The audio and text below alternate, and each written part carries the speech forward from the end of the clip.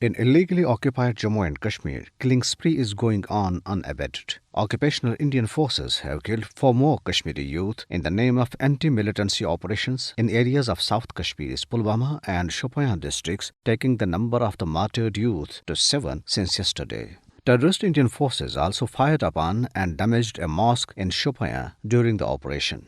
The killings of youth triggered forceful anti-India protests in both the areas. The protesters raised high-pitched anti-India and pro-freedom slogans. Indian police and paramilitary personnel fired pellets and tear gas shells to disperse the protesters, injuring several of them. Hurriyat leaders and organizations, strongly denouncing the killing of youth, said the occupational Indian troops, with the cushion of Armed Forces Special Powers Act, are busy in killing of Kashmiris with complete impunity. In their statements and addresses to meetings, they urged the international community not to become a mute spectator but take a strict notice of the Indian state terrorism in occupied territory.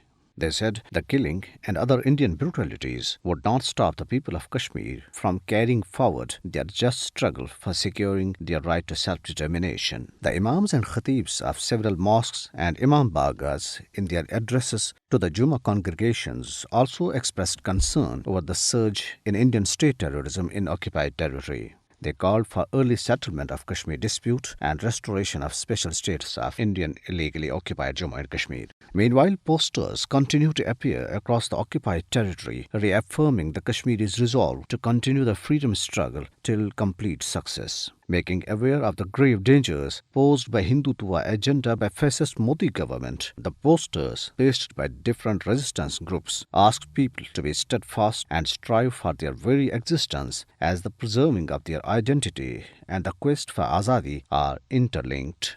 Carrying the pictures of Prime Minister of Pakistan Imran Khan and Army Chief General Qamar Javed Bajwa and their recent statements in support of Kashmiri's struggle to right to self-determination, the posters said that the struggle will continue till the implementation of UN resolutions and India reverts its decision of August 5, 2019. On the other hand, the Kashmir Media Service, in a report today, maintained that the Indian actions on August 5, 2019 were actually aimed at eroding the Kashmiris' right to self-determination and defeating the very purpose of United Nations resolutions to hold plebiscite in Jammu and Kashmir.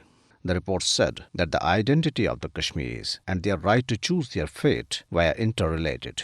The All Parties Hurriyat Conference Provincial President for Kashmir, Bashir Ahmed Butt, in a statement in Srinagar today, denounced the Indian police dictate in which journalists have been bade to perform their professional duties during the so-called cordon and search operations in the territory. He maintained that the brazen onslaught on the freedom of expression is a grave violation of human rights which must be a cause of concern for the world community.